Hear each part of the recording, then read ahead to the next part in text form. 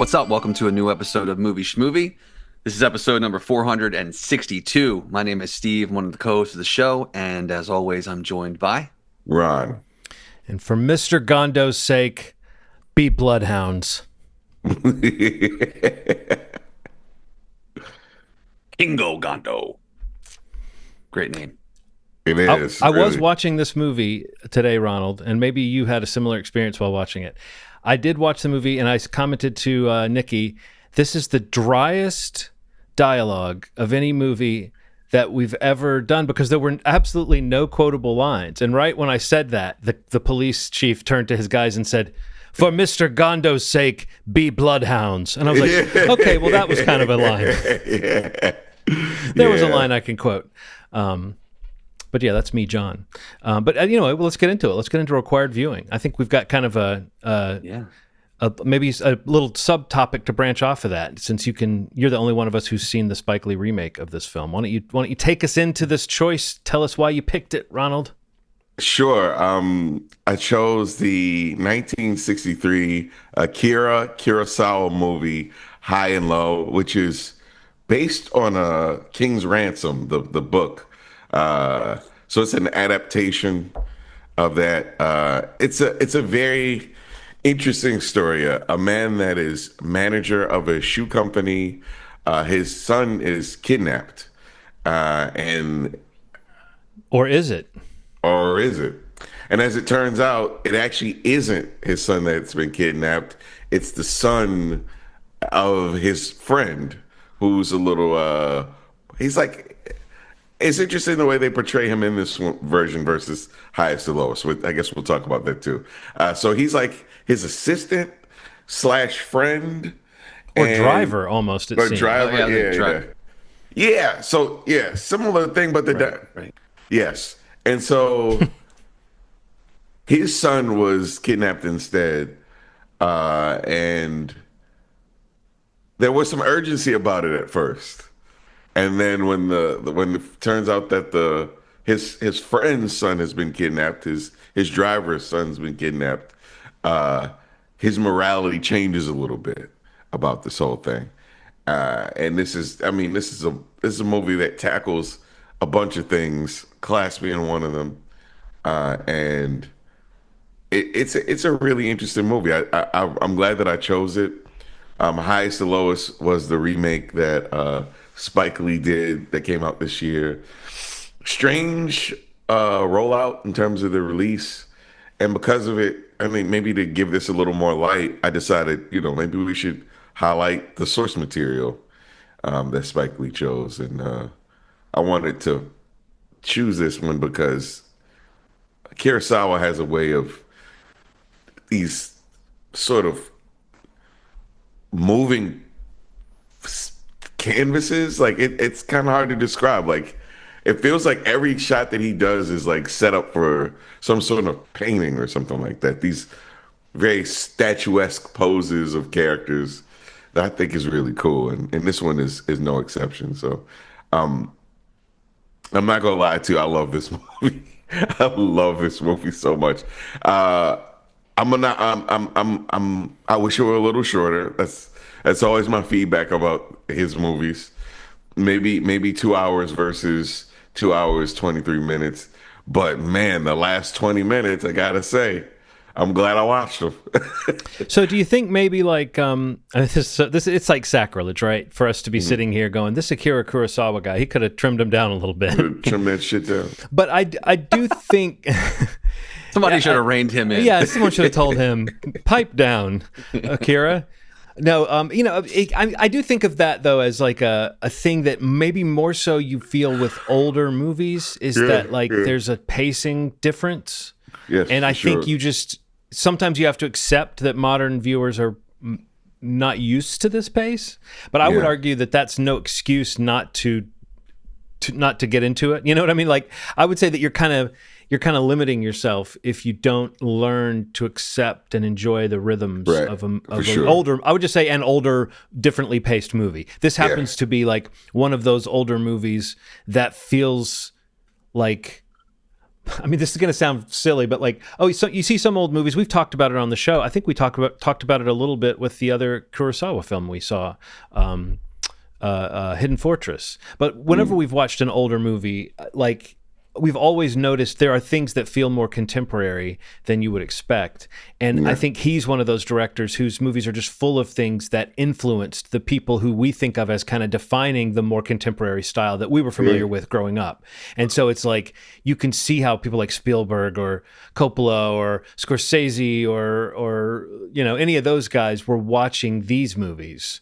And being inspired by just what you said, Ronald, the movement of the camera, the scope of the images. Sometimes even just like a tableau of a bunch of characters. Hey, I should throw one of my little images up. Little backgrounds. There you go. Ooh, Yeah, I love that. Can't really see. I can get below the smoke. But yeah, there's all these beautifully set up shots that just every time I would start to get a little bit like, oh, this movie's pace is kind of lulling me, almost hypnotizing me. I would be like, oh my God, look at this image. Or also just how in this world you are when you're watching it. And I also think, I want to know who made procedurals like this before this, because this is such a procedural, and it goes on almost to a comical extent. That one scene with all the cops, which I loved, but when you realize we're actually going to hear from every department, and you're like, okay, Akira. But it was a great scene because you got a little bit of a little different slice of information from each pair of guys. And I think that scene did a few things. One is that it points out to us how sophisticated an investigation is and how each little piece of information has to be acted on and tracked by someone who can focus on it. But also it really highlights how much help this rich guy is getting, and I think the movie, the class part of that you were talking about, the movie kept reminding you of that, even when it was to the point where Gondo had made the selfless choice, when he has the choice to give up his future, basically, to save this kid. He risks it, which makes him a non, whatever he was seeming to be at the beginning of the movie, this almost villainous character. He's not that anymore. But then you realize the rest of the movie is about getting this guy's money back. And it's just kind of interesting that the movie spends more time making you go, is this guy going to get his money back, than when we were worried about the little boy? You know what I mean? And I think that I don't know. To me, that's not a mark against it. That's a mark of what the movie's actually dealing with. Is what the class part and the high and low. That the name refers to that, as well as a lot of things. I don't know. I so recently finished watching it that I'm still kind of processing the overall effect of it. But yeah, this is definitely a great movie, and kind of what you said, Ronald. You just feel like you're in the hands of a master when you're watching one of his movies. But I would be curious to know how many people after this said, "Oh, I'm going to do a procedural thing where we're going to see every little step of an investigation." Yeah, I enjoyed the reporter scene. He tells him that juicy piece of information. Yeah, he's like, "Yeah." So these two guys overdose in the house. They're like, huh? You can't tell anybody, though. You can't tell anybody. Tell somebody. He's like, what if I want to tell somebody? He's like, no, you can't, because we need to do this in a way that But I liked what he says is, but you can say it's our announcement. We're not asking you to lie. Right. We're asking you to say that what we told you is this, And then when they're like, oh, we can actually have all these articles slamming the company. He even says slam. There was so much slang in this movie that felt to me like it was so contemporary. Maybe my favorite moment, and really the only moment that I laughed out loud at the movie, is in that meeting of all the cops when Bosun stands up and he says, and he's asked him, did you go and meet with the partners or whatever? And he's like, yeah, I met with those guys. And he said, what a bunch of assholes. Yeah. God, man. It was really, I enjoyed it. What'd you think, Steve? No, definitely. It's great. I'd never seen it before. And you guys have basically already kind of got to this point, but the idea of it being like a crime thriller at 2.5 hours. Yeah. I think the big thing that makes it work so well is it's kind of how the three acts are broken apart. You kind of have the moral dilemma of the ransom figured out in the first act, and then you have the procedural part, with the detectives and everything. And then that last act with the train and everything. It's just the way that it breaks apart and comes together, I thought was really it makes that time go quickly. I felt like it didn't really feel. I didn't personally feel 2.5 hours. Like I felt like there's enough there in terms of John's point, like seeing the higher levels of society, and and then Yeah. going and looking at these kidnappers and how they're living, or Yeah. what their motivations even are, just that kind of disparity. It just reframes the whole story in a way, as they're kind of piecing it together. But yeah, I don't know. The performances were great. The train sequence is awesome. The ending of the movie is awesome. Like legitimately awesome. Yeah. Like it's great. Like what is how old is this movie? Like 60 years old, or 62 years old, yeah. 60 years old, and it's like great. Like Yeah. there's no like it's really great ending to a Yeah. movie.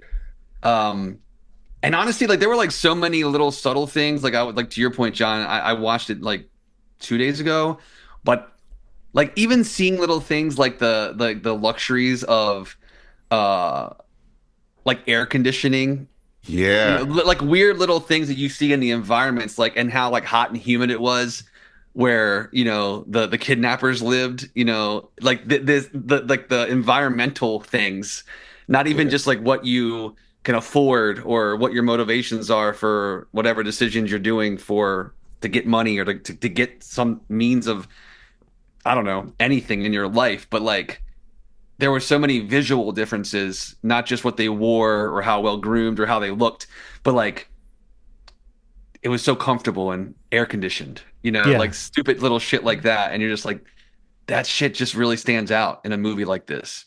And you kind of see, uh, when what do you call it? Like you see how desperate the kidnapper Yeah. was. You know what I mean? Because of the situation, and because of the resentment that, I guess, well, clearly, like the resentment that he had uh, for his class, or for where he was in society. I don't know. I just thought that stuff was great, honestly. And I didn't really know what to expect. I tried not to like read much on it, like, because I didn't know a ton about the movie, except for I hear its name all the time, obviously, because of Kurosawa. But recently it had come up a bunch because I saw people reviewing it, just like we are, in light of the Spike Lee film that's coming out this week. But I thought it was great. I really enjoyed it. Yeah.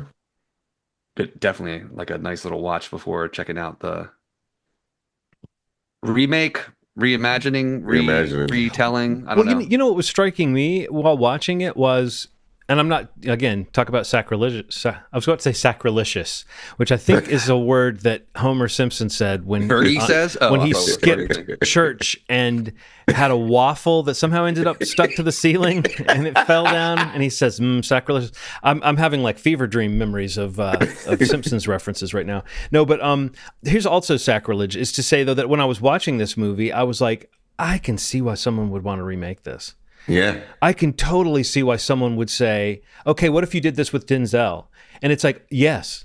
Do you know what I mean? Like, it's almost like a Shakespearean thing in that sense of like, you could just, and I know you've said that there's a lot of difference there, but I mean, I can understand why someone like Spike Lee, the same impulse maybe that led him to remake Old Boy, is just this thing of like seeing these films and having this love for international cinema and saying like, I can maybe make this movie contemporary or relevant in a way. Now, whether that impulse always takes him in a good place creatively, that can be debated. I'm just saying, I think it's interesting that Spike Lee, a lot of the greats have made remakes of things. And so to say, I'm going to update this for now, or I'm going to update this for my culture, that, my moment that I'm in, that's not, like, I think that's a slightly different category of remake than when we talk about all these remakes that are clogging things up, because I think that's more like it harkens back to the tradition of this book has been adapted a couple times, and some books had already been adapted 3 or 4 times by the time the version you've heard of them was made. Like, so I think that part of it is interesting, and I guess I'm not sure if I'm totally done. I'm sure there's a few other things about high and low to talk about, but I did want to ask you about highest to lowest. Like, just a few questions off the top. How faithful of an adaptation is it? And is there like a 1-to-1 ratio of events and characters from one film to the next, or does it feel like in any way it like competes with the first movie in that way, or does it feel like its own thing entirely? It feels like its own thing entirely, but the bond that he has, the king, they call him the king in the movie, that Denzel has with Jeffrey Wright's character, who is the character who loses his son, gets his son taken. The bond they have is a little stronger. It's But that's very great evident. casting already. Even if it was Yeah. just like it was in this movie, those two actors would have made that. You could watch them. This at Crazy. the beginning. They're just driving around talking to each other, and I could watch them. And they give a little weight to the character. He's like a man who was on like a street level guy who basically gave up his street life and became Denzel's chauffeur. Yeah. So it has a little more weight to it when he loses his son. He's like, I gave up the street life for you. I did all this stuff. Please get my son back. Please, I don't know what I would do. He just lost his wife. Another thing they do is they kind of gutted the procedural out of it. Really? It exists, but it is not the majority of the movie like this is. You know how the basically the second half of this movie of highs and lows is the procedural. That's not quite as evident. Like, in fact, Denzel does some investigation himself. Like it becomes like, well, let me figure it out because I have some connection to the streets. Let me figure out who's this person calling me. I think who they choose to be the person would be special, is a cool thing, but I kind of wish they would have chosen a voice that we didn't know. It's A$AP Rocky's voice. So it's like, and I think Spike Lee just let him talk because he's calling him a bitch ass, a dumb fuck, a ugly shit piece of shit. He's calling him all kinds of things. I think Spike Lee just let him cook. Like he's like, hey, insult him the way you would if you stole his shit. So the investigation part felt really special in the original, and it doesn't feel quite as special in this one. Also, the wife is a little weird in this one, in the new one. I kind of feel like because Was she they more show of a her- character? Because the wife wasn't in this one much. she's more of a character. She's like I'm trying to think of a very big person. She has Andre like the Giant. Yeah, she just has like this weight in a community. She's like she contributes a lot of money, and that kind of creates the rift in the money situation. So the money disappears, but she was also going to she gives like $250,000 to this organization that like helps kids in New York City. So it has a weight to it. It's like they've made it feel a little more like, okay, the money being lost, you realize how it affects all of this stuff. She doesn't seem very money hungry, but money is a part of their lives. Like they're philanthropists. He's like, I mean, I hate to use this comparison because we know Diddy a lot. P. Diddy, he's like a P. Diddy. He's like, at one point, folks who didn't know this, in the 90s into the 2000s, you could not go anywhere on TV and not see his face. And this is what Denzel kind of represents, this cultural staple.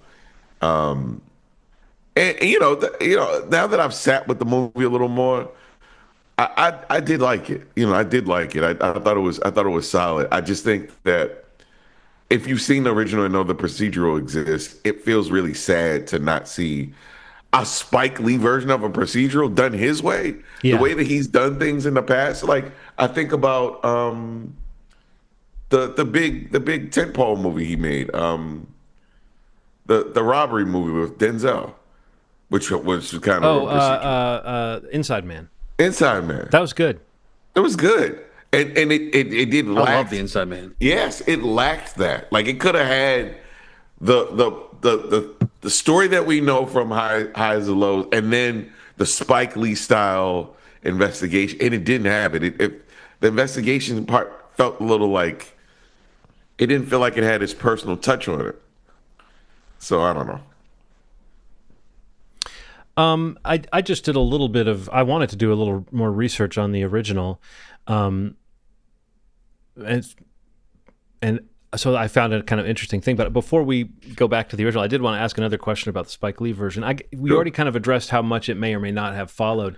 Did it hit any of those like peak like set pieces? Like, was there a train scene that was similar to the train scene? Was there a big police meeting that was similar to that? Or did it seem like he wasn't trying to recreate the kind of pivotal scenes in this? Because there's a way to approach this story where you would just say, I can tell this story, but it wouldn't have to have any of the same markers of this movie. Was it similar in that way? There's a huge train scene. Was it good? That's a huge...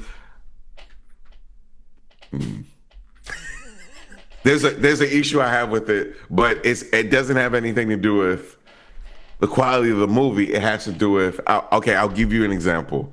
That Scorsese Netflix movie. Yeah. Young Bob De Niro. What was it called? Yes. The Irishman. Yes. So you may remember a scene where Robert De Niro is stomping someone out with the body of a 80-year-old man and the face of a 25-year-old, and they have this scene where Denzel's beating up a very young, agile ASAP Rocky, and it is not coming across very well in the film. It's not filmed very well. So even in the theater, people are like. And this theater was in for this movie, by the way. They loved it. They loved it top to bottom. They were like, come on. High to low, you'd say? Huh? Yeah, it was. No, that was a high, and then it got low. Never mind. Missed it. Top to bottom, high and low. I don't know. No, I was with you, Steve. I was right there with you. Left to right. John was riding along here. Stem to stern. Stem to stern. No, that's interesting. I'm trying to remember how credible Denzel's fight scenes were in Gladiator 2. I remember I think they just kind of shot around it. He was I think they shot around it. He wasn't fighting like he wasn't fighting like a fight he could win physically, but he was vicious or something. I don't know. He doesn't look bad at Equalizer. But that was a while ago. It's funny. Like, I think about these movies like they just happened when. That could have been 4 or 5 years ago at this point. You know, Equalizer came out quite a while ago. I've never seen him with more like obvious dyed hair than I've seen for this movie. Yeah. Oh, really? You get a lot of that. I was like, is that a choice or is that like something we're not supposed to notice or what? I don't know, man. No one's telling Denzel anything about that kind of shit. You know what I mean? Who's going to tell? Who would? I just said this on a show. I'm worried he's gonna not even come get me. He's just gonna look at me. Do you remember I'll turn to ash? You remember the He Got Game throat? Yeah, chopped it. Yeah, he throat chopped you, man. Well, I also saw Man on Fire. He might like stick dynamite up your ass or something. Up your like ass, that. Yeah. and let you die. Yeah. But anyway, crazy. No, I'm curious about that. It sounds like he amped it up in a way. Like that train scene in the original is so. You mentioned it, Steve, but it's like I love this. It just feels so perfect that like. There's no real interaction with the kidnapper. You know, like there's these other people involved that they find in the house, and that's a really creepy scene. Yeah. And honestly, it goes from we're worried about this guy's money for another hour to oh wow, this is a creepier thing than we thought. Like even though they let the kid go, it doesn't mean that there's not people getting killed. You know, so like that was creepy. And I also think the focusing on the kidnapper was kind of an interesting thing, like cutting, like when we start following him a little bit more. The glasses, when we realize his view that he has, like it's all just perfect. But I like how the train scene pushes that confrontation off. Like you're able to have this kind of menacing figure, and he's just like a dude standing out in the middle of a field with like a sun hat. Like it's like there's no they didn't try to make him look like a creepy guy. He's just a dude standing out there, and he runs over and he gets the bags. But it's like something about that person who has taken advantage of you that you don't really come into contact with, but you see them right there, and they're like 50, 60 feet away, but then you're passing by. There's something so eerie about that I feel like the first movie really nailed with that train scene. And it sounds like in this new one, they've done a different kind of action fight thing. That just doesn't feel like the same story. Like once you have the rich guy going out and actually doing the ass kicking, then that kind of changes the story. One of the cool things about the movie we just watched is how much there's like a team. I love those cops who I couldn't tell you their names, but I know their faces because of the moments they're involved in. I really love that feel. That feels very something you would maybe have the guts to do in an older movie that nowadays they don't do as much. Which There's is just two have train like a scenes. cast of characters like that. Oh, there are? There's two train scenes. There's one, the drop off point is very crazy. Like I think this could be up for like the drop off could be one of those things that they show in montages for like the rest of film. It's like one of those kind of scenes. It's filmed so well. That's why the part where Denzel confronts the guy feels a little weird because that's filmed almost like a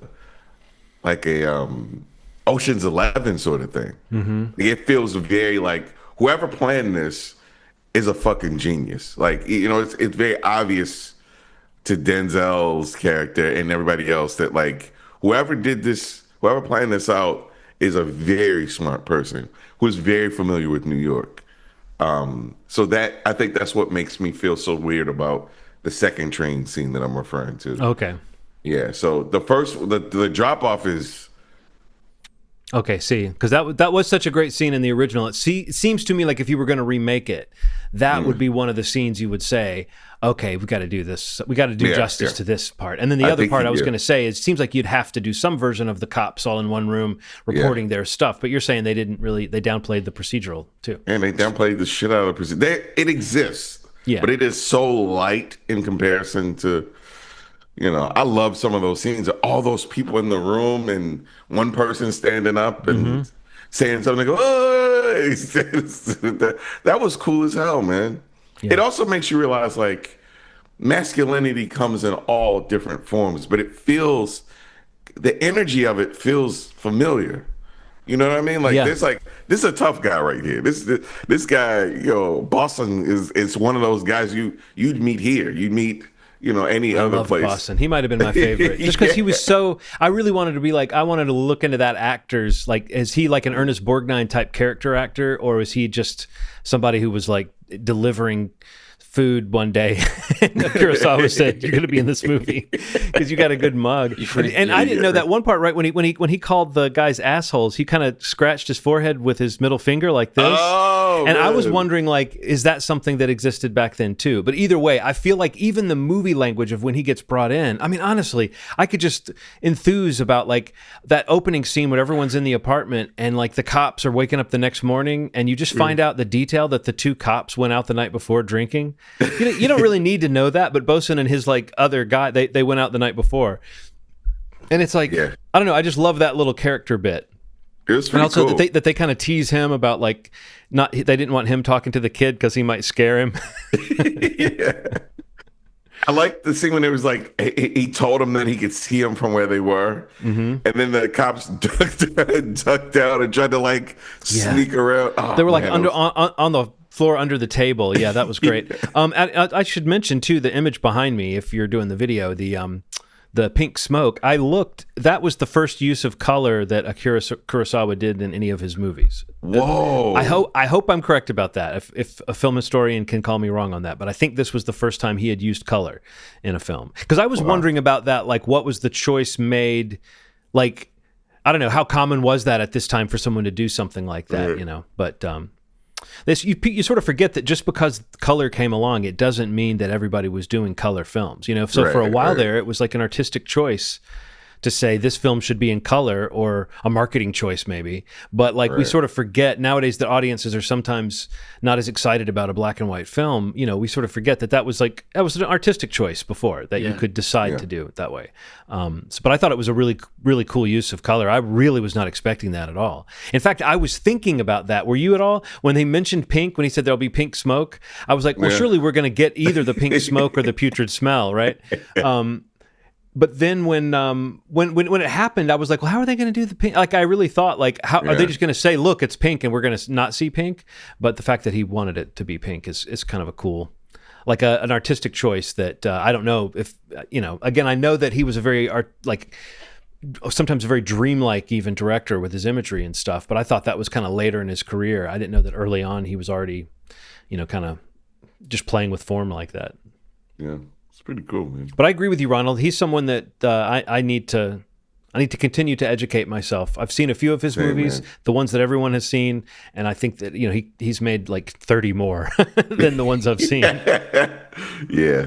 I have to, man. And he's such a presence. It's like every person that I love will be like, yeah. So my influences are Tarantino, Kurosawa. And then I'm like, what? Wait, you said Akira again. I gotta figure out, it's interesting. So, yeah. See the movie is what we're saying. Yeah, we liked this one. Yeah. So who's next? Who has the next pick? Me. You know it. It's Steve. Yeah, that's me. I am picking a recent release that I wanted to try to see when it had a really, really short theatrical run. I'd heard a lot of great things. This is a movie starring Taron Egerton. The movie's called She Rides Shotgun. This is like a crime thriller, basically.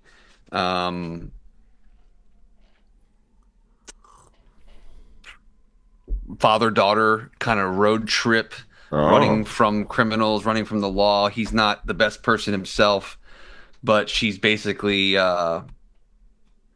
marked for death, and he's trying to protect her. And I think it's an adaptation of a novel that I forget who did the novel, but yeah, it was popping up. It was in theaters for a few weeks, very limited release, but it came out on PVOD last week, I think. So I got it. I haven't watched it yet, but I'd love to watch it with you guys. So you can rent it. I think it was like $10.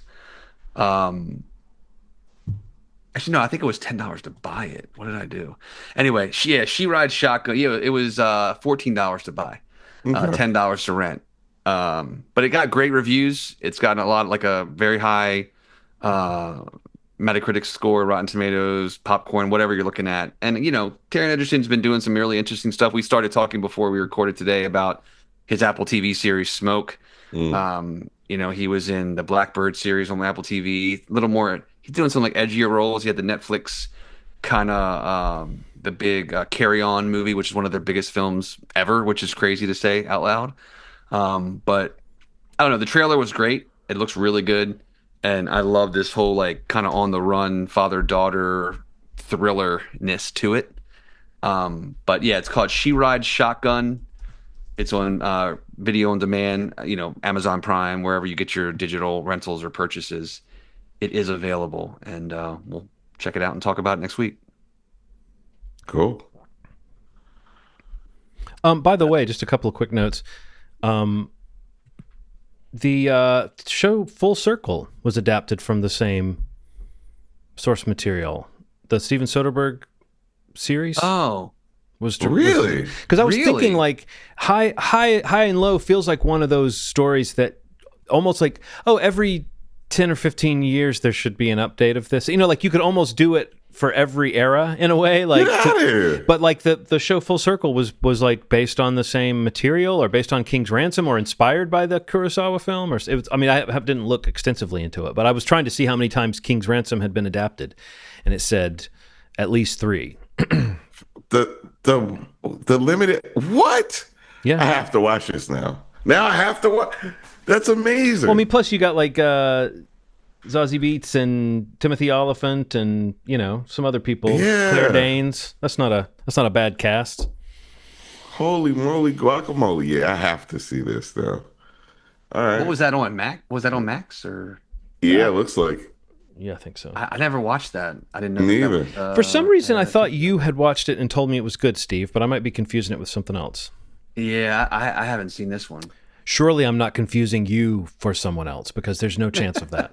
I appreciate that. Yeah.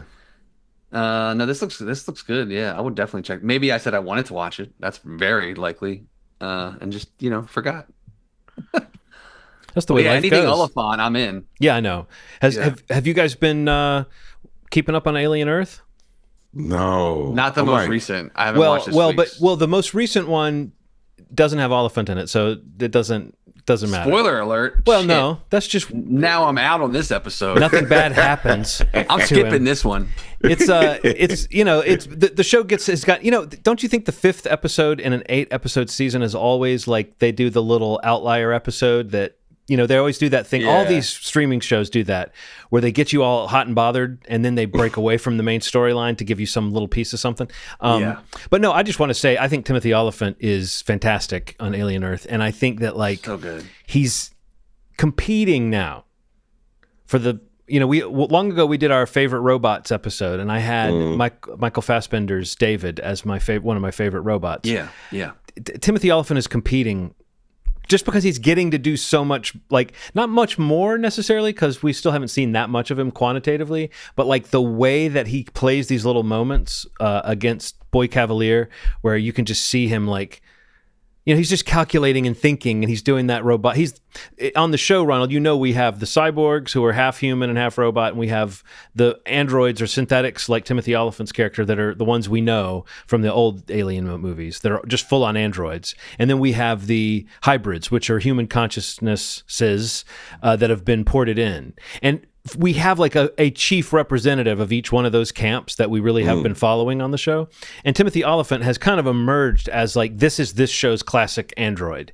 And, Really? and at times he's like, oh, he's the one who's going to get ripped in half any second because he keeps fucking with stuff. But he also seems like he might be the guy who, the way I always am hoping, maybe the smart, schemy guy is one of the people standing at the end. And I could see him. And again, here's another thing. It's a total mystery to me because this show is both being talked about like it's a mini series, but also we know they want to go 4 or 5 seasons if they can.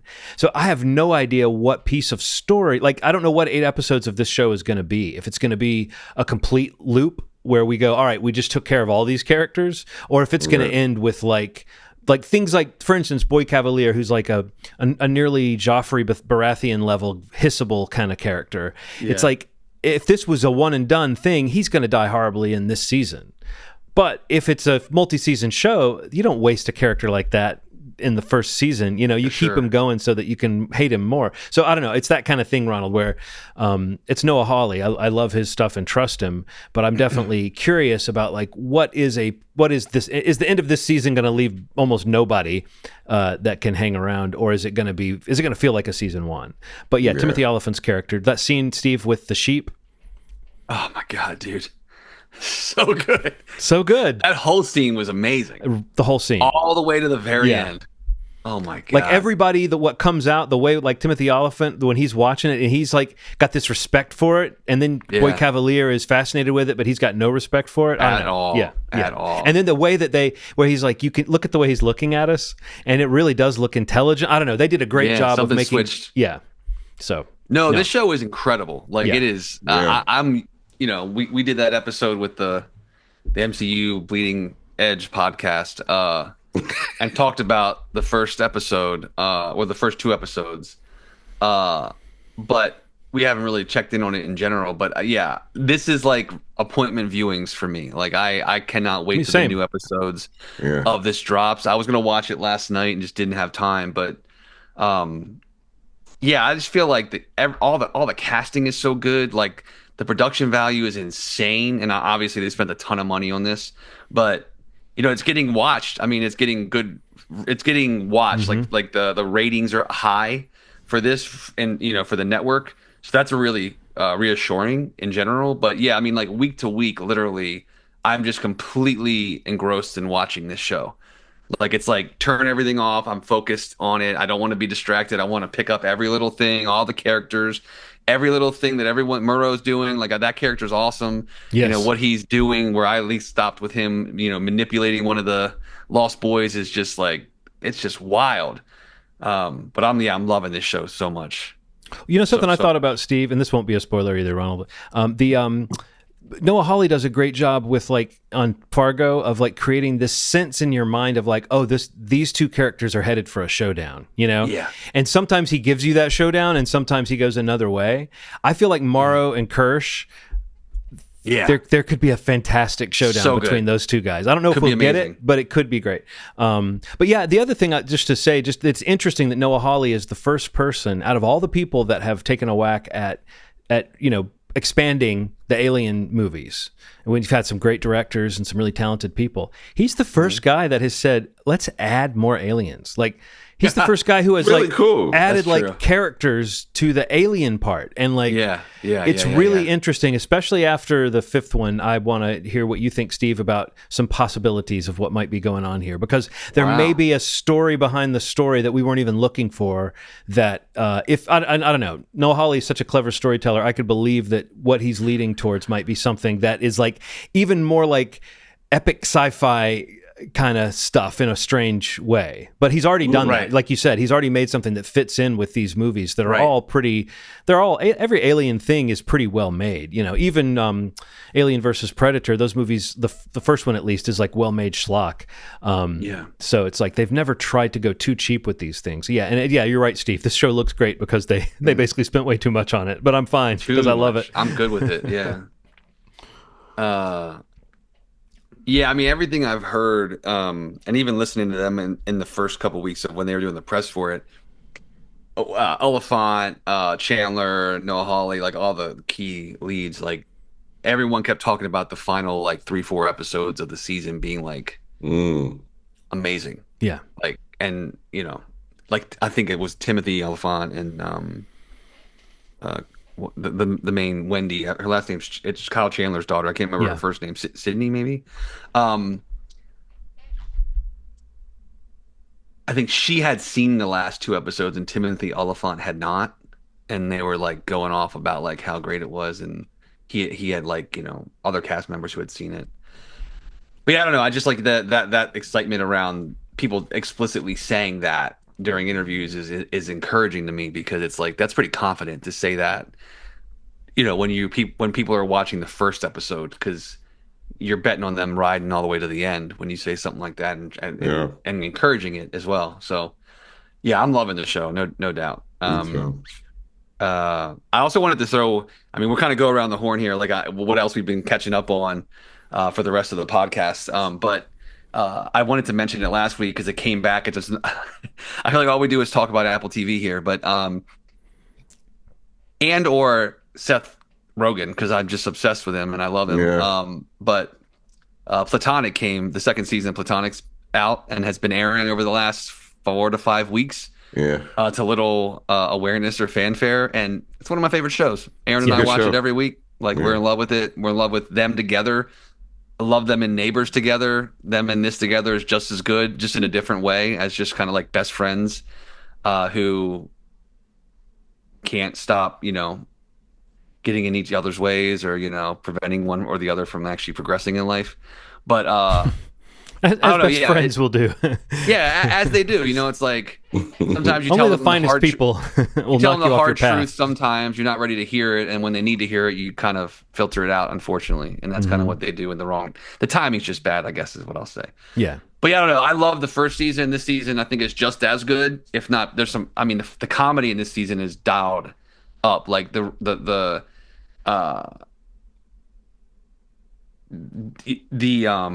Rose Byrne is just like I love her. She's hilarious. Like I think she's so underrated as an actress, period. But as a comedic actress, like she's hilarious, and she has a lot of great comedy sequences in this season so far. Yeah, I don't know. I'm loving Platonic. I'm excited that it's back. I hope they just keep doing seasons of it. I don't know how long it'll last. I don't know who's watching it, but you never know with Apple TV. And, you know, Seth's got another great show on their platform that's probably going to be their big Emmys thing. So maybe that'll give them some goodwill for another season of Platonic, because I don't know if people are watching it. He's great. Yeah. He's one of those guys. Yeah. And when you hear him in an interview or something, he's just so great. Like he's so present and so fun and so smart and so like self-effacing, and yet we know he's like a fucking powerhouse. And I love how much that success of the studio feels like sort of cashing in all those chips of like just what a player he actually is. And I don't mean that to be like, I mean like just in terms of getting things made and, you know, developing projects that have a certain stature to them. Not that they've all just soared, but like we've talked about how like he doesn't phone it in and make ill-considered shit. And I do think he's evolved. And I just rewatched the studio because Nikki wanted to watch it. And man, it was so fun watching it. Like watching this, some of the episodes, it was the third time I'd seen him, but the last few episodes, it was just the second. But I just thought, like the way that season went out on such a high and such a silly moment, but even in that 10-episode stretch, the way it showed such confidence in terms of being a show and knowing how to leave you, knowing how to give all the all the characters together doing something insane and idiotic that makes you happy at the very end of the season that's really skillful comedy television to me, is when you can do that, when you can have at the end where like every character has some moment you can think of that's like, that was a fantastic comic moment. And the only people that were slightly underused, he actually comments on it at the end of the season when he comes to Tyler and Petra. He says, I don't say enough nice things about you guys. I got to work on that. And I'm like, that feels like Seth Rogen realizing, shit, you guys got to have more to do in season 2. But no, just, and then like Catherine O'Hara, who we know is a total comedy ninja, is like, she's just so good and doing something that's different from other things she's done. So yeah, I do think Seth Rogen, I need to catch up on Platonic. I only watched the first couple of the first season. I really liked it. I don't know why I didn't. But yeah, we could be the Apple TV Plus I think we are podcast if we're not careful. Maybe we should rebrand because I feel like top to bottom, it's just, we keep going Apple TV Plus. Well, I mean, when we did Marvel Schmarvel, that didn't work because we got tired of those shows pretty quickly. So, or at least we got tired of digging that deep into them that pretty quickly. Yeah. But with Apple TV Plus, we would go from stuff like The Studio to Platonic to Slow Horses to, you know, whatever. I know, man. And so we wouldn't be every week going, like, do we have enough to talk about? Yeah. So. Which, by the way, Ronald, we need to get access to Slow Horses season 5. We need to make sure we get that. I thought they were just going to give it. They don't do it. You know, in the very beginning, they were really nice. They just let you see it all. But now they're stingy with it. Let's watch our words here. What they've been stingy doing because it's such great stuff, and they're guarding. We're about to rebrand here. We can't ask them anymore because they say it's already there. That's the last time they were like, it's already there. You're going to get it as it comes out. Don't ask anymore. It's basically what they said the last time, which is strange. So as yet, we're still Movie Schmovie and not Apple Schmapple. But Apple, we could do this. Ask them. We could do this. How weird would that be if we ended up full circle doing an Apple podcast together? That would feel a little incestuous. Back in the fruit stand. Yeah. We'd be back to assuming positive intent and giving each other. We could call the show Fearless Feedback. But yeah, real quick, just the on Rogan again, and even Evan Goldberg and Point Grey in general, they're pretty prolific. Like they're kind of like doing a ton, and they're in the news, the trade news, like all the time. Like just yesterday, reporting about Rogan and Point Grey being involved with like a Muppets kind of relaunch or rebrand, whatever. I don't know what it actually is, but. I mean, if you kind of just run down like what's in play now, it's like The Boys, Platonic, The Studio, Invincible, Gen V. You know, that's before you even get into like the movies that they've been doing, you know, recently, and most of it's been TV recently. But they got the Turtles. I was gonna say the Turtles, Mutant Mayhem, and the sequel coming out for that, and it's just like it's amazing. I love it, and I love everything. Honestly, like mostly everything that they put out, I've at least really liked. You know, and I can't wait. I'm signed up for anything that they put out. Honestly, like that's where I'm at, and I love. To your point, John. Yeah, listening to him, how honest and just open he is about everything. It's just like he's just doing what he likes to do, and he just talks about it like he would talk about it to a friend. Like he's just like very forward with it, and I don't know. I love Seth. I love Point Grey. I love Rose Byrne. Platonic is an automatic for me, so definitely check it out if you haven't checked it out. And I love his company Houseplant. Our houseplant, yeah, great. I Yeah. love that shit. Well, it's like whatever he does, I love. It's like, yeah, He's doing the right things. Yeah. It's a bit overpriced, but I love that. I'll never buy it. That but feels go so for it. legit that that's what he's doing. Do you know what I mean? That like it's like that feels like very true to himself. That he's like, while he's doing all this other stuff that's like industry mover and shaker, he's also like, you know what? I want to make cool little pipes for people to smoke weed out of. The nicest goddamn ashtray that you've ever seen. Yeah. Then furniture with ashtrays. Yeah, that's what I mean. Cool. That little vintage thing. Yeah, like with the Yeah. It's pretty cool. That's back when people were proud to be smoking, and in their house, you just come in that have a nice ashtray. At any rate, yes. What else have we been watching? What else? Well, Ronald, you and I both saw the first. I was going to say the first season. Felt like the first season. No, no. We watched the first episode of Task, the new HBO series. Does it start this weekend? Is that why we were given access to it? Okay, Sunday, I think. Right. Sunday. You beat me to it. So we haven't watched in advance because we got one episode, but I didn't have time to watch more anyway. My first thought was this felt really naturalistic and cool, and I was getting into the vibe of it, and it had kind of a rhythm, but I don't know if I quite locked into it enough in the first episode to feel like I could sort of see what the challenges and the conflicts on the show are going to be. But outside of thinking, well, this is well acted and this is well shot and this is kind of interesting, I don't know that it quite I kept it. It's like it had me, but somehow I was maybe it's because I was trying to cram it in before doing a show with you guys. But like, I don't know if it had my full like narrative engrossment the way that, for instance, something like Mayor of Easttown did, or other similar HBO prestige cops and robbers type material. How did this work for you? It's a lot going on, and there's a lot of world building that I could tell is going to pay off. But yeah, we're seeing a lot of houses, foundations of houses being built in this first season. We're getting first episode. See, you thought it was a season too. Yeah, I was going to say first season. We're getting the task force that's being set up, the thing that's being investigated, which is a series of drug dealers being robbed. And I think if I'm being completely honest, it reminded me of the Brian Tyree show. And that's why I was a little like, it was the same concept. They were like, let's rob drug dealers because drug dealers don't snitch. And this is kind of a similar sort of thing, I guess. The criminals started to get smart about that sort of thing after a while. This is tackled in a different way. It feels very small town. Mm-hmm. Everybody knows each other. In fact, it affects the cliffhanger at the end of the episode. I mean, this is one of those things where whatever happens, these actions are going to reverberate in this community, and I kind of love that about it, which feels a little different than anything I've watched in it. It feels like the beginning of Mayor. It feels like in the same world of Mayor of Easttown. Is it Easttown?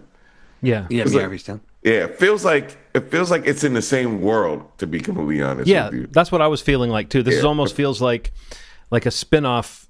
Yeah, like somewhere in the same world as that. And Mark Ruffalo's doing the same kind of shambling around, sort of gruff sort of guy, like slugging the vodka. And you know what I mean? Like he's definitely playing like, when actors, as three regular men, we must all notice when actors play one of those, I stick my gut out parts. But it's Mark Ruffalo letting his gut hang out a little bit. So it's like playing a regular dude, similar to the way that Kate Winslet was playing like a regular person in Mayor of Easttown. So in that sense, yeah. No, but I really liked the little setting up at the beginning when he was like, it was at some kind of job fair or conference or something like that. I mean, little details like that. You're right, Ronald. What I'm kind of joking about being a sort of slow build, it really is world building. And if I'd thought of it that way, I might have said, an episode worth of world building is fine, to say that's what you're going to get. That's the positive way to say it. Otherwise, it really did feel like a story, like you said, so much going on that the main thread of the story, you kind of feel like it's going to happen this way, but it really is like that last scene where you go, oh, I see how there's the added wrinkle that is like, this is not just when are they going to catch these guys, but now there's a fucking different story going on. Yes. And that is interesting. And I think, what's his name? Tom Pelphrey? Love him. He's great. He's great in this. Love him. I found when I was watching his performance, Ronald, I thought to myself, Steve's going to love this guy. He's gonna love. Did you really? Yes. No, you're gonna. Are you serious? He's just good. He's just so good and natural and warm, and it's all about that, like making you love this guy who you're going to then be kind of worried about, because of what he's involved in. Man. But it's like I just feel like he's given the kind of performance that I know you really get kind of awesome, excited about. So if I might be wrong, you might be like, what the hell are you talking about? No, I think the guy lets his beard do all the acting. Yeah. No, he me. He has this line that I cannot get out of my head. They're in a car, and I guess they're on the way to do something, and he plays some music, and he's like, "This music is transportative." Transportative, and the guy's like, so. "Trans what?" Yeah. And he's like, "It feels like you're out of your body." And then he painted this scenario that made me get kind of like emotional. I don't know what it was like. It's like this thing like, oh, you know what this did that Mayor of Easttown didn't do for me? And Mayor of Easttown did a lot for me. Don't get me wrong. This made me feel like everybody is a human being trying to feed their families and have fun. Enjoy their lives. There's like something about this pursuit of that. Even if you're a criminal, if you're a cop, it doesn't matter who you are. There's this pursuit of happiness, and he's one of those guys in this that's kind of like kind of a breakaway character for me. It's it's like Mark Ruffalo's in the story, and I care more about this man. Right. It's interesting because he's on the wrong side of the law, but. Is he? When he's like laughing, like what's his name? Raul Castillo? Is that the other guy's name? Yes. Who plays Cliff Howard, I think. And then when he suggests he's like, you should go on these dating services, and he's like, but they pull up your whole history, and he says, use a fake name like Miff Boward. Yeah, he's like, what's Miff Boward? Or whatever he says. But it's like then they laugh about it. But it's like that's the kind of moment you're talking about, Ron. It's like these guys are actually having like. And that you're right. It is the thing that makes it feel a little different starting up is that we are like going, why am I following this guy? Yeah. And then you go, you kind of know, if you know the rough edges of the story you're watching, you kind of know that you're watching, these are the guys on the other side of the law. But like you are kind of introduced to them more through guys like they're planning shit, but what you get from those scenes is more that they're goofing off and having fun and like having lunch together or whatever. Like, and he comes to his house, and you get a sense of like their friendship before you really get a sense of what it is they're doing. Yeah, and I think that's. As I'm talking through this, I'm realizing how important that might be to the whole structure of the show. And like you said, Ronald, it is different than to say we're going to feel this warmly towards the bad guys in this type of story, the quote unquote bad guys, But it does feel a little different from Mayor of Easttown, where you really did feel like, well, there's like bad people, and then there's these flawed people that are trying to figure things out. Yeah, it's like a thing where your principles as a good person can sometimes be your chains. It's like the scene where Mark Ruffalo refuses to see a person. Mm-hmm. On the other side of the law, that person wouldn't have had a problem seeing that person. Because the morality of it isn't that hard for you to understand. Regardless of what it is, somebody just had a rough go or it made a mistake, or, if you're on that side of the law, you're never the worst part of the situation. It's always who caught you. Or, it's just like, Right. I think that's so cool, man. Like it's a perspective that The Wire showed us. Totally. And you don't see it very much in this sort of dynamic.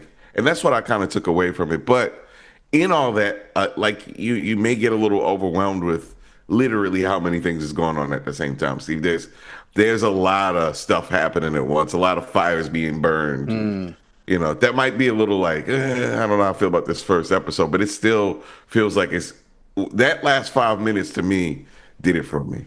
And that's a very HBO thing to do, right? To have like man. this fantastic sort of turn of events at the end of the first episode that makes you realize, oh, that's what the story is. I also thought Martha Plimpton was really good in her one scene with Mark Ruffalo. And it's like, I kept thinking like, sometimes I love to see it and sometimes it makes me sad to see it, but people, actors that I was watching when I was a kid and now seeing the kind of middle-aged roles that they're taking on. But every now and then somebody gets put in a good spot. And I feel like it seems like if this is going to be her role in the season, that's a good place for her to be, is the kind of, like the sort of boss behind the desk kind of feeling. So she looked great though. She looked great. Oh no, she's great. No, I'm not saying about anybody looking bad. I'm just talking about when you look and you realize this is the type of part they're playing now. Yeah, they're playing somebody's dad, or they're playing somebody's boss, or they're playing somebody. It's a different phase of your career. And I always think for actors, they must sometimes, if they're really self-actualized, they probably are like, oh, cool, I get to do father figure roles now. I get to do mentor roles now. But if you're really vain about it, you're probably like, well, shit, I want to play the hero. I don't want to play the hero's father-in-law, But if I'm being honest, Josh Brolin is that for me. Yeah. He'll always be the kid from Goonies. And every time I see him, I'm like, how did he become such a chin? Yeah. How did I watch him as a kid and he became... I thought we were the same age. Like, if I watched Goonies, I was like, he's only a couple years older than me. Like, he's 2 years older than me. And you see him now, it's like, oh, he's a little older than I thought. Well, it was in Planet Terror when the first time I saw him, and I was like, somehow he's the most adult man I've ever seen in a movie, and I don't know how it is. Yes. And it's something he was doing in that movie, but since then he's just seemed like that to me. Like, man, that guy is a fucking adult. He's a kid of a famous person, and he still feels like he's been through more shit than any person I've ever spoken to. He's like lived the roughest life. It's strange. Josh Brolin is an enigma to me, man. Yeah. Yes. Has Josh Brolin and the Punisher guy? Oh my God! If he and John Bernthal were in a scene together, the roughest movie ever created. It would be the most violent movie. They wouldn't even have to throw a punch. They just have to show their faces to each other. No. But yeah, no, I'm definitely in to watch more of this show. But it wasn't like this massive, like, oh, I'm just gobbling this up, feast for the eyes type experience. It was kind of what you're talking about, Ronald. I was like, it's like walking through the dark and trying to figure out how this is all going to fit. But I do think it's well made, and as I'll get out, and I do think that like that last scene is an indication of the kind of thing that is very gripping. And I guess this is a mini series, right? This is not being set up as a new show, or I don't know, but it feels like a story that might be, one and done. And I think that always adds tension to a show like this, because you're not thinking, oh, here's our cast of regulars. You're thinking anyone could, anyone except for Mark Ruffalo and Tom Pelphrey probably could go at any time. So I wish we got more episodes. I don't mean to complain, but it would be one where it would help to see a second and a third one, like to invest a little bit more, because you're right. It's at the very end that you're most engaged, but but it's out on Sunday. Sunday. Oh, Sunday. What else has anyone watched? Not much this week for me. Yeah, I don't think. I watched the first episode of The Paper, the Office spinoff, just because I thought, well, I'll watch that so I can have an opinion about it. How was it?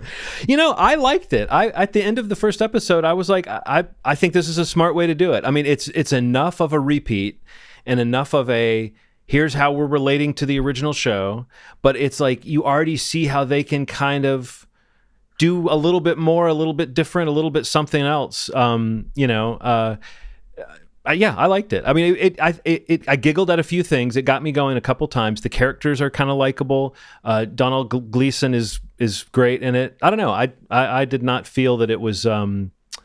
I've seen people saying what I basically think is true, but I also don't think this is too harsh of a thing to say, which is it does kind of, I've only seen one episode. If I feel this way after watching the whole season, that's maybe an issue. But after one episode, I felt like, oh, this feels like a smart way to tap back into that vibe, that style. And it feels like characters that are different enough and the actors that are having fun enough. But like there's something about it that just has a little bit of a life to it that does feel durable. Like I could see this being the setup for a few seasons of a sitcom. If it's a little in love with itself and a little cutesy, it's really only a little bit that you could say that. There's actually I don't know. If you see it, you'll know what I mean. Like they're doing things that are repeats of the structure of the original show, but in this case, like just for instance, this newspaper had a documentary made about it in the 70s as well. And so we occasionally see moments from that intercut into this. Oh, cool. And it's just like therefore it's expanding that idea of when a doc is put together, the way it pulls from footage from different things, that's already adding an element that the original Office show never had of like, cutting to other archival footage or anything like that. And that's just a small difference, but that's an indication of like, even from the start, this one feels like they're involving the idea that this is a documentary crew more. They're making reference to like who has signed releases and stuff like that. So it's like, I don't know. I feel like it does feel like a slightly evolved version of the basic concept of The Office. And again, if you like the cast or if you like this kind of comedy, I don't know. I would hope it gets like more laugh out loud funny as it rolls along. But for the first episode, it's trying to set up like 12 characters and it's trying to say, hey, remember The Office? And then also say, hey, but we're not The Office, but we are. It's like it really is kind of a new season of The Office about a different place as opposed to like a show that tries to reinvent the whole thing. And it's a fair bet because people love that show, right? And it's like one of the most streamed shows of all time and most rewatched shows of all time. So I don't blame them for trying to get like, hey, people liked this, didn't they? Can we do more of this? Right. Well, I liked it. But I mean, I say that in the nice way. Like, I liked it. Not like, I didn't love it, I just liked it. Oh, boy. Oh, boy, fellas. You gotta see the paper. All right, man. Well, that sounds good. That sounds like an episode. Yeah. That's our show. That's our show. Movieshmovie.com is the website. You can go there to listen to every episode we've ever released. Or you can subscribe to a platform of your choice if you want the audio experience. You can also go to youtube.com/movieshmoviepodcast and do a lot of the same, really. You can listen to every episode, the audio only. You can you can watch the episodes there in their full entirety, or you can watch the little shorts, the little snips, the snaps for a little taste of what Schmovie's got to offer. If you go to the YouTube route, please subscribe. Please hit the bell so you get notifications when everything drops on that side of the channels, and we'd really appreciate that. If you watch something there, listen to something there, engage it all there, feel free to comment. Feel free to leave us some feedback. We'd love to see any and all engagement that you'd be willing to offer. And weigh in on something. Ronald's been putting out those snips and snaps. I've been suggesting he should put in some scoops and snoops. Right. But I'd love for fans to weigh in on that to let us know. You have a voice, use it. Yeah, for something important. Yes, put it where it matters. Make a difference. As a reminder, my pick for the required viewing for next week is She Rides Shotgun. It's a 2025 thriller. It's available on video on demand right now. I said earlier, $10 to rent on Amazon, $15 to buy. We'll talk about it next week. That's all we got for this episode. Thank you so much for listening. As always, you made our day. Thanks.